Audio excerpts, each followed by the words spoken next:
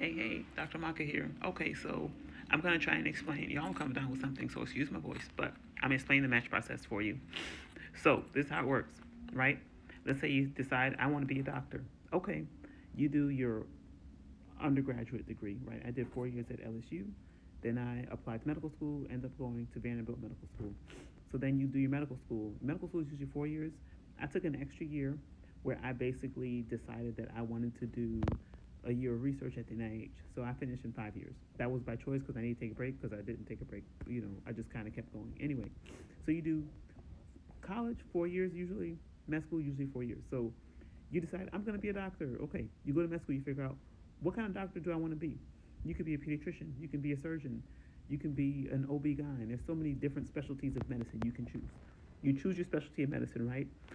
After you choose a specialty of medicine, you have to decide where am I going to train, right? In other words, where am I going to learn this craft of being a surgeon? And that time period is going to vary in terms of being a surgeon, anywhere from 5 to 8 or even longer, for surgery. In general, it depends on what kind of surgery you're going to do.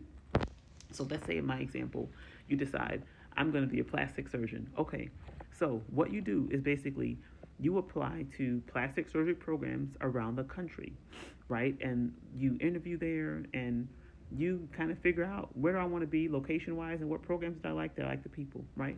So let's say you interview at 10 programs and you are going to put those programs in the list 1 to 10, depending on which one you like the most to the least.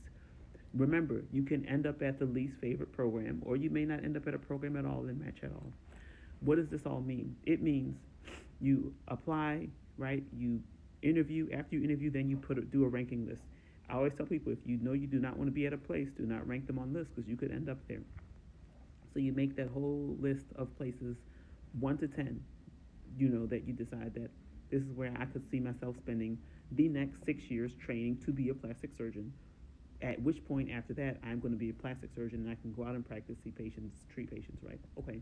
So what happens in this match program is that the place that you interviewed at also has a list of people they interviewed and people they liked, ranked 1 to whatever. Let's say they interviewed 100 people, 1 to 100.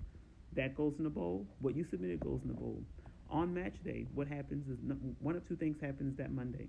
You get an email that says either you matched into a program or you did not match into a program, right? If you did not match into a program, it means you scramble. It used to be called the scramble process. That's what I did. It's now called SOAP, but it's a scramble. You scrambling because you need to find a spot to train to become a full-fledged physician in whatever specialty.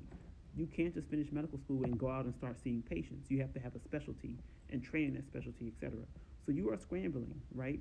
Because if you don't match, you scrambling to find a spot because you could end up, when all is said and done, without a spot or a place to interview, and then you're in limbo for the next year until the next match, at which point you can apply again.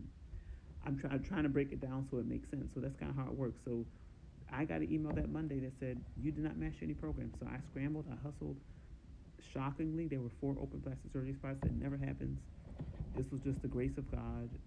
But I ended up getting a spot at University of Kentucky. Loved my training and things, and that's where I did my additional training. So I did 6 years of training there. Then I did an additional year subspecialty training in aesthetic surgery doing the fellowship, and then went out into practice. Okay, hope that answers that question.